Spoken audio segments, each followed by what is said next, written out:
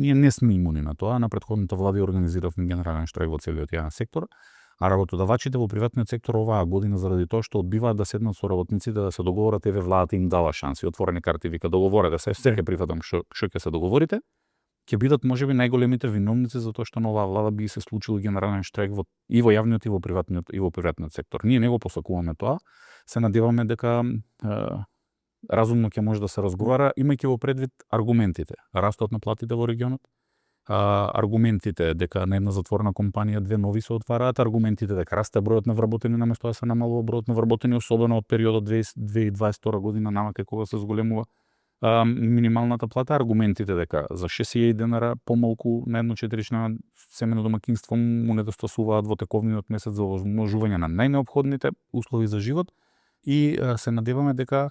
анализата која веќе ја подготвивме и која ќе усвоиме и на седница на органите и телата и ќе ја доставиме до 22 до владата и до работодавачите, ќе биде доволен мотив да тие разберат дека не зборуваме паушално, дека ова не се желботеки на поединци, дека ова е реални барања на работниците врз основа на аргументи кои се непобитни од државните институции издадени. Затоа повикуваме, морам да бидам искрен, повикуваме на разум.